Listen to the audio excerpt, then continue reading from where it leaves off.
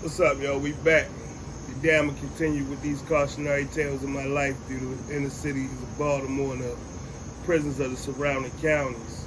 Now, if you're checking this video out, you're going to need to go back and check out my story 2 so you can get caught up with the details of what's really going on. But I'm going to give I need to put a few things out there with this video. None of this is for glorification. This just really detailing the stories of the events of the way things happen. Looking back on it now, I definitely was making poor choices at that time.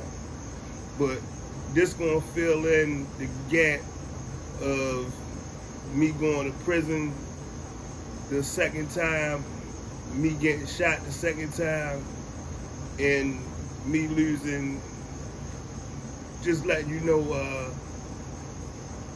a lot of the things that was going on that led up to me losing the my girlfriend that I was telling you that was a good girl in other stories. So we gonna go ahead. I'm gonna dive right into it. Y'all remember I was telling y'all I was pulling up on the corner on Emerson Avenue that day, on Emerson and Whitmore, early that morning, and I seen my man, little brother. My man, he had passed away. He had been dead for a few years now at this point. And his little brother definitely wasn't really cool with, ain't nobody really cared for him in the hood. I mean, he basically was an op. He hung with the ops. He just had a little pass because of who brother he was or whatever. But he was doing, he wasn't somebody that nobody really cared for, very truthfully. So when I had slid up at the light that day and I seen him, you know, from what happened the other night, you know, it was on sight with him. Now, I knew I couldn't kill him truthfully because the ties ran deep. Like his father, I know his father, I know his whole family. And like we, you know, cause me and his brother, we basically grew up together. So they watched me grow up. So, you know, I got morals, principles. But when I seen him that day, he definitely was gonna catch these hands. And that's what happened. I hopped out the car, I rushed him, straight blitzed him. Got the punching on him. He got the yelling, you know, yo, chill, stop, all that, whatever. I wasn't really trying to hear none of that. He fell. I ain't doing real dirty, kicked him one time or whatever. But I let him know, let his man know it's up. It's stuck, yeah. Like, you know, things like that just don't slide in the hood. And I knew he had went back and told him what I said because who wouldn't? You know what I mean? And see, even though I knew I wouldn't do that to him, I knew if he had a chance, he would love to get the stripe off of me. Nah, yeah, and that's real. So we ready though, and we in the hood, we moving around, we got our eyes open, and we don't see nobody. It's like they, you know, niggas tend to play hide and go seek when they know the heat up, and that's basically how it was. Not saying like we was invisible or nothing, but you know, it's chess, not checkers. So niggas gonna know to walk light and move right, cause you don't really want to get caught slipping out there. So while all this going on, I'm really in this relationship, in this, like I've done so much, like just really not appreciating the woman that I had. You know, when you get back out here on the streets, it's one thing. When you're in prison, you may talk and you may say this and you may say that, and it might not even be jail talk. You may have all the right intentions on coming home and really doing something else. But when you do one thing for so long, see, that's the thing about the drug game. You look at the people that's on the drugs like they junkies and they this and they that. But what you don't realize is once you start hustling and you start making some money, seeing some money, you more addicted than the dope thing.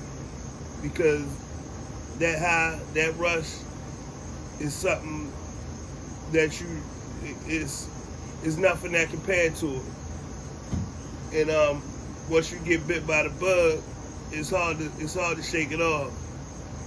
So I'm out here, and I'm really doing all wrong or whatever, and I'm messing with this other chick, and I ain't know that this other chick was crazy like she was.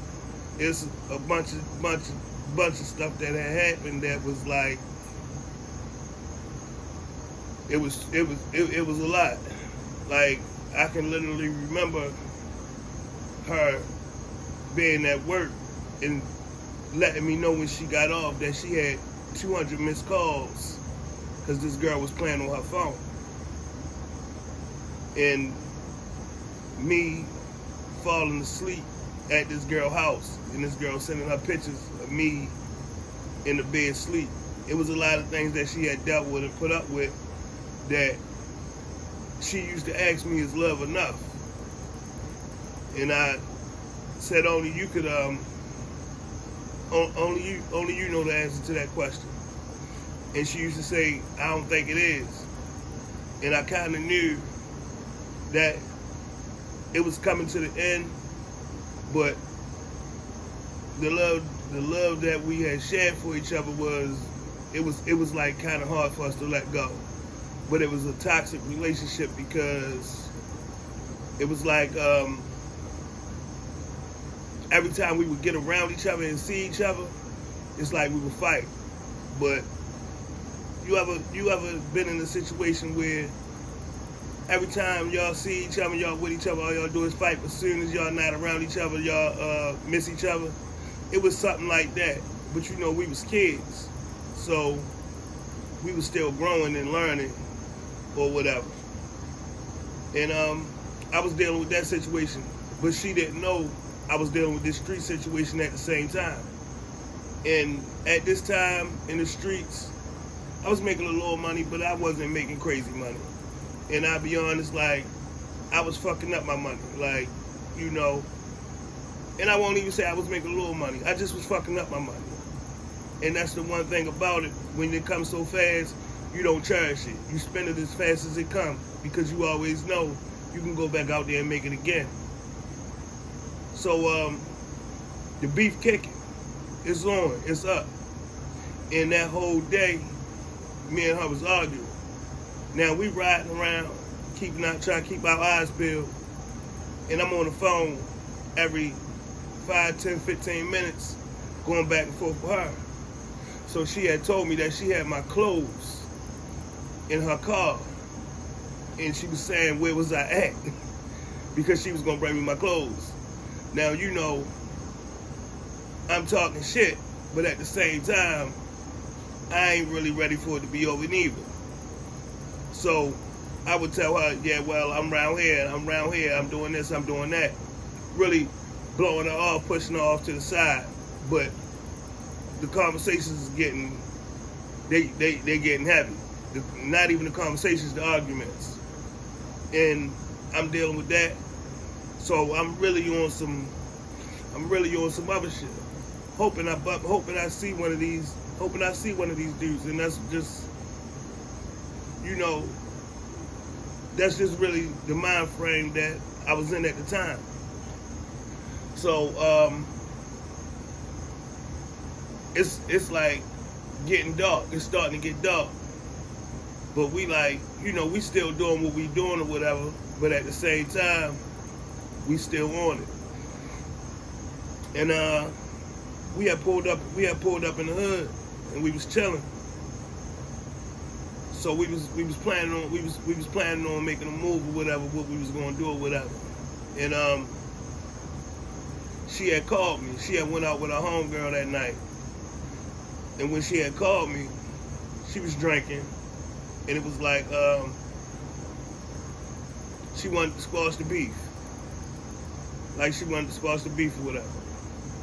And it was like, I was happy to oblige. So I'm like, you know, we sitting out here, we heavy, we strapped, and it's getting late. So it's like, I'm gonna go ahead and take it in. So she like, I'm right around here where you at, and I tell her where I'm at, and she pulls up on me. I hop in the car with her. I leave the straps with my man. So as we get to riding off, I say, man, we coming up Poplar Grove, and we just get to arguing. Like I said, a very toxic relationship. And as we arguing, I don't know how the conversation went or whatever, but she was saying like, I don't know if she told me to get the fuck out her car or what happened, but I think that made what it was. So, like I said, again, she don't even know what's going on. It's around about 3 o'clock in the morning now, though. 2:30, 3 o'clock. So I tell her, shit, you gonna take me back to wherever the fuck you got me from, or whatever.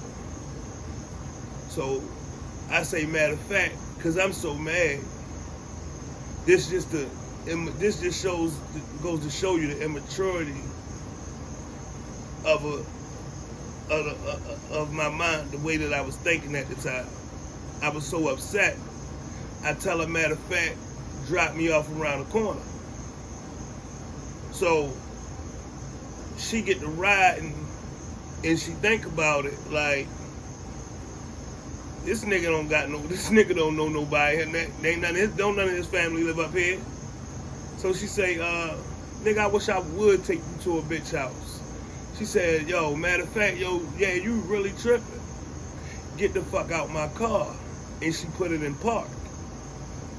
And you might know how you feel, but you never know how the next person feels and what the next person going through. And I'm sure, like, I had drugged that girl through the mud. Like, and I definitely look back on that afterwards and realized that, yeah, I definitely didn't deserve it. So and she put the car in park, and I go to turn around. You know, she had went out that night, so she had on heels. So you know, y'all females, y'all don't drive with heels or whatever. But she had them like underneath her feet. And when I went to turn around, she was so fucking mad. She hit me in the side of my head, in the side of my eye, with that fucking shoe. I was so mad, like, I wanted to kill her ass, but, you know, I ain't with the beating on the females or none of that shit. So, like, I had grabbed my face, and I had, like, jumped out the car real quick.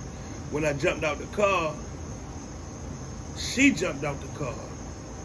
And I had this diamond necklace. And I know she hated that necklace, man. So as I'm coming around the car, she coming around the car, and she grabbed my necklace and popped it. I'm like, now I'm mad as shit. I'm like, yo, what the fuck? And this around the time when the Nextel 880s was out. If y'all see, to all the younger ones that's watching this that don't know what the Nextels was, the Nextel, that was the blues. They was that. And look, this the crazy part about it. However it happened, I had got the bitch like a week before it came out. So it was like, you know, I like shining on the phone tip or whatever too. But when I went to grab for my necklace, she had slid my phone off my hip, and I ain't even peeped it. So she runs to the car. Now, as she run into the car, I chase behind her. She jump in the car, and you know, like, I kick her door or whatever, like, just dumb stuff, man. But my homeboy, I had a homeboy that lived a block over on Elegant Drive. So I'm thinking now, like, she pulls off, I'm stuck. I'm on Poplar Grove in Winchester. And I'm like, one thing I know, I can't be on this main street, because if I'm on this main street, come on, man. You know how I go, like, that's a freebie right there. So, only thing I'm thinking is, I'm going to go ahead and get to my homeboy house, and I can go ahead and gather myself, and get to where I need to go. After that, from there. So I go to turn to grab my phone up my hip, and my phone gone.